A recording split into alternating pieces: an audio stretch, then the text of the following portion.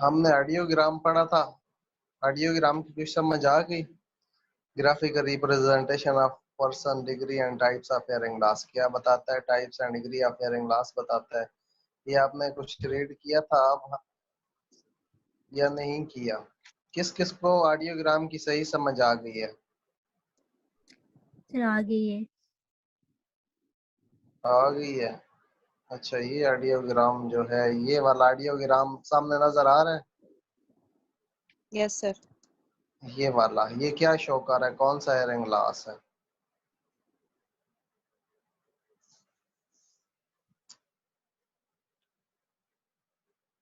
हाँ, कौन सा हियरिंग लॉस है? कौन बताएगा? क्या मसला है? कितना मुश्किल सवाल कर दिया मैंने। समूना, मुझे लगता है आप पढ़ते तो आपको तो आ जाना था ये सब, इतना मुश्किल तो नहीं है। सर मुश्किल अच्छा, नहीं है, वो ना क्या? फोकस करें तो आ जाए ना भी ना। अच्छा, इसमें क्या है जो आपको समझ नहीं आ रही है? ऑडियोग्राम क्या शो कर रहा है? छोटा सा ऑडियोग्राम जो है क्या शो कर रहा है? कोई हाल नहीं है अभी। ऑडियोग्राम मैं तो पढ़ा पढ़ा सकता हूँ।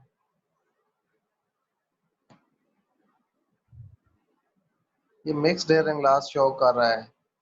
अच्छा, क्या क्या शो कर सकता है ऑडियोग्राम? कौन सी टाइप्स होती हैं हियरिंग लॉस की? सर कंडक्टिव है, सेंसरी और मिक्स्ड। Sensory neural. कंडक्टिव अगर सेंसरी अगर नॉर्मल हो बोन कंडक्शन और एयर कंडक्शन अब नॉर्मल हो तो कौन सा लॉस होता है? कंडक्टिव। और अगर दोनों अब नॉर्मल हो और सेम रेंज में हो तो फिर कौन सा होता है? Sensory neural. और दोनों अब नॉर्मल हो और दोनों में एयर बोन गैप 10 dB से ज्यादा हो तो फिर? मिक्स्ड। अब ये कौन सा था? इसमें 10 dB से ज्यादा गैप है ना? मिक्स्ड। ये मिक्स्ड हियरिंग लॉस है। देखें 40 पे, जो ये अब नॉर्मल रेंज में आ गया है ना। 8000 पे देखें तो कहाँ खड़ी है? 50 पे बोन कंडक्शन। और एयर कंडक्शन कहाँ खड़ी है? 80 पे। तो कितना गैप है? 30 dB का। तो मिक्स्ड हियरिंग लॉस की टाइप है ना। हाई फ्रीक्वेंसियों पे मिक्स्ड हियरिंग लॉस है, हाई फ्रीक्वेंसियों पे। और लो पे भी मिक्स्ड ही है। ठीक है। अच्छा, टम्पैनोग्राम जो है ये बेसिकली मिडल ईयर को एग्जामाइन करने के लिए होता है। किसको? मिडल ईयर को एग्जामाइन करने के लिए होता है। मिडल ईयर में कौन कौन से प्रॉब्लम हो सकते हैं उनको डिटेक्ट करता है। कौन से प्रॉब्लम होते हैं अमूमन मिडल ईयर में? बताएं जल्दी से। ओटाइटस मीडिया, ओटाइटस मीडिया होता है। और सर माइक्रोटिया, एनोशिया। ये मोटाइटस मीडिया की बात की है मैंने, मिडल ईयर की बात की है। मिडल ईयर में कौन से प्रॉब्लम हो सकते हैं? ये तो आउटर ईयर के, anotia, microtia, atresia. Middle ear में कौन से हो सकते हैं? टाम्पैनिक मेम्ब्रेन परफोरेशन, और ऑसिकल जो चेन होती है वो, ossicle discontinuity, otosclerosis, otitis media, Eustachian tube dysfunction. ये मसले हो सकते हैं। टम्पैनोग्राम इन्हीं मसलों को बताता है। ठीक है। मिडल ईयर को एग्जामिन के लिए टम्पैनोमेट्री होती है। ये बताता है कि उसकी मोबिलिटी कितनी है। टम्पैनोसाइक्लोसिस तो नहीं। टाम्पैनिक मेम्ब्रेन की मोबिलिटी कितनी है और मिडल ईयर की क्या कंडीशन है? Tympanogram is a graphical representation or relation of external auditory canal air pressure to impedance. Pressure in external auditory canal is varied. ठीक है। ये क्या बताता है?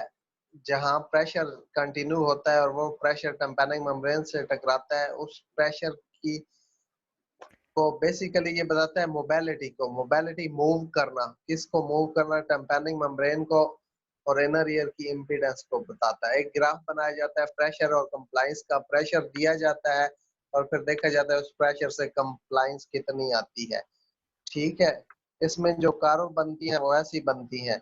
ऊपर देख रहे हैं नॉर्मल कर्व जो है वो क्या कैसी होती है? ऊपर वाली हाइपर फ्लैसिड कर्व है और नीचे वाली स्टिफ कर्व है। और इसी तरह कुछ कर्व ऐसे भी बनती हैं जैसे बी है और कर्व सी है। समझ आ रही है? एक साइड पे क्या है? प्रेशर है और दूसरी साइड पे क्या है? कंप्लाइंस है। ये जो है, जो ए डी है, ए डी कर्व, ये नॉर्मल कर्व इस तरह होगी जैसे ए डी है, ठीक है। ये नॉर्मल कर्व लोग कर रही है। ए स्टिफ कर्व है, ठीक है, डीप कर्व। बी जो है और फिर सी, बी जो है सीधी कर्व है और सी जो है ये एक साइड कर्व नजर आ रही है, ये कर्व। इन इनमें से कोई भी कर्व होगी, ए कर्व होगी तो क्या होगी, नॉर्मल होगी। एस होगी तो स्टिफ कर्व होगी, ए डी होगी तो डीप कर्व होगी, सी कर्व होगी और फिर बी कर्व होगी। बी कर्व स्ट्रेट है और सी कर्व जो है -2 प्रेशर से पहले आ रही है। तो अब ये कर्व क्या बताती हैं, ये आपको पता होना चाहिए कि ए कर्व है, अगर कर्व ए टम्पेनोग्राम पे है तो इसका मतलब है कि मिडल ईयर क्या है, ठीक है। ए है तो क्या है, मिडल ईयर ठीक है, उसमें ठीक है। कोई मसला नहीं। अगर ए एस है तो इसका मतलब है स्टिफनेस है, ए डी है तो हाइपर फ्लैसिड है। अब ये देखें, इसके अंदर जो है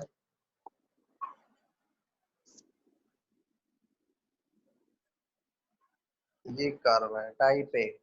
टाइप ए क्या बताती है कि peak compliance occur are near atmospheric pressure indicating normal pressure, कि नॉर्मल है, टम्पेनोग्राम जो है वो नॉर्मल है, ठीक है। नॉर्मल शेप है ए जहां पे लिखा हुआ है। और फिर है A D, deep curve. Deep curve क्या बताती है कि फ्लैसिड है, middle ear. C circular dislocation are erosions or loss of elastic fiber in the tympanic membrane। AD क्या बताती है, क्योसिकल डिसकंटिन्यूटी है। अगर एडी कर्व होगी तो क्या बताएगी, क्योसिकल आपस में डी अटैच हो गई है, ठीक है। AD Yes, curve sir. क्या बताएगी, ओसिकल Ossical डिसकंटिन्यू हो गई है। डिस्कंटिन्यू। और ए एस जो है ये स्टिफ कर्व है, ठीक है। ये बताएगी कि स्टिफनेस है, ऑटोसैकरोसिस है, मूवमेंट है भी नहीं, मूवमेंट है भी नहीं सही से, क्या है, स्टिफ है, या स्टम्पेनोसैकरोसिस हुआ पड़ा है या ऑटोसैकरोसिस है, ठीक है। क्या बताएगी, ऑटोसैकरोसिस है। ए डी क्या बताएगी, ओसिकल डिसकंटिन्यूटी है। ए क्या बताएगी, नॉर्मल है। नॉर्मल और ए डी क्या बताएगी, ओसिकल Ossical डिसकंटिन्यूटी discontinuity। है। और ए एस जो है स्टिफ कर्व क्या बताएगी, स्टिफनेस है, ऑटोसैकरोसिस है।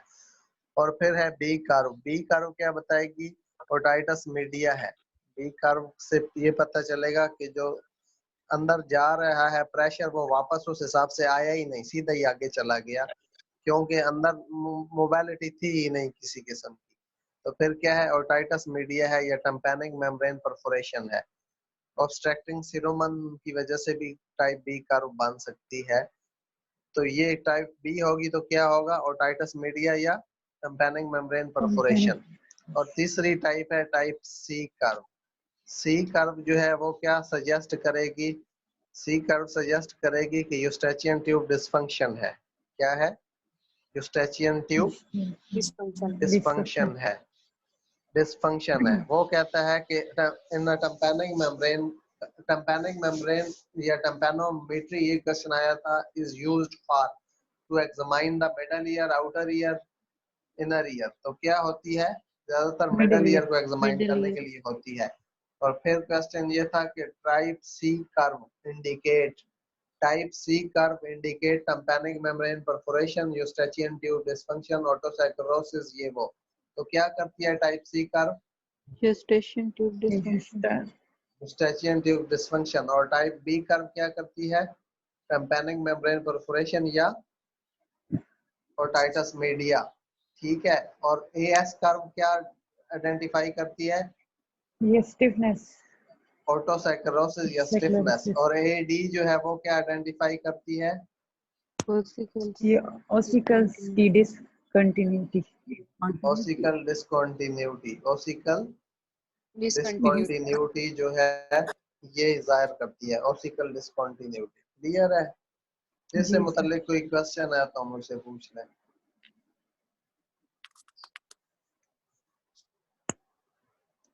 कोई क्वेश्चन है, नहीं सर. नहीं सर, ये समझ आ गया। कोई क्वेश्चन नहीं है। चलें ठीक है, कल कॉक्लियर इम्प्लांट और हेयरिंग एड पढ़ गया हम लोग, ठीक है। इतना ही करते हैं। असल में मैंने थोड़ा सा आप लोगों को ये किया कि PIC के 2 3 4 लेक्चर मैं चाहता हूँ वो हो जाए तो फिर हम इकट्ठे ही कैरी करें, बाकी टॉपिक हमारे कंबाइन होंगे, जैसे रिहेबिलिटेशन इंजीनियरिंग होगी, cognitive development, social development, moral development, और फिर ये जो टॉपिक अभी कह रहे थे क्या कहते हैं कैरिकुलम मॉडिफिकेशन, ये भी पढ़ेंगे, तो फिर कंबाइंड टॉपिक पढ़ेंगे सबके। इसलिए आप लोगों को थोड़ा सा जो है ना मैंने थोड़ी चीजें अपनाना शुरू की हैं ताकि वो आगे आ जाएं, PIC वाले तो फिर इकट्ठे शुरू करें।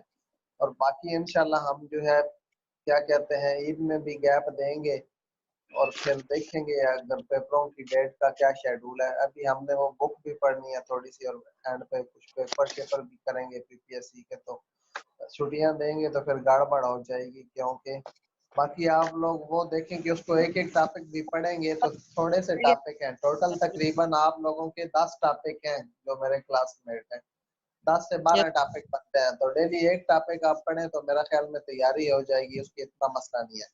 और ये जो चीजें ये तो आपने सुननी है, जस्ट थोड़ा माइंड में रखनी है, इनको इतना याद करने की जरूरत नहीं है।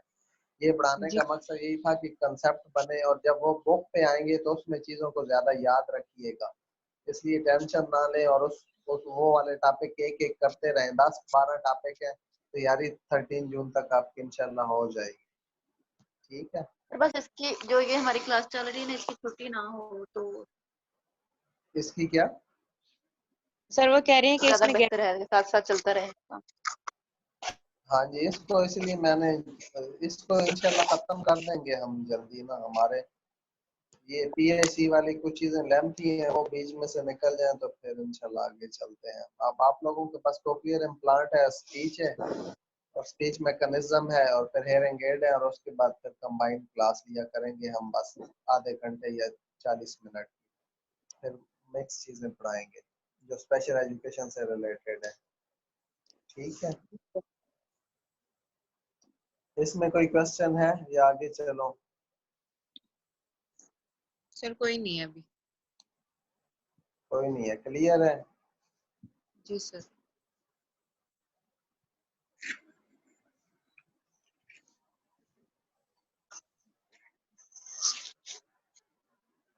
सही। ये कल ऑडियोग्राम और टम्पैनोग्राम जो है आप अच्छी तरह रीड करके आने और मैंने आपसे ओरल जो है टेस्ट लेना है।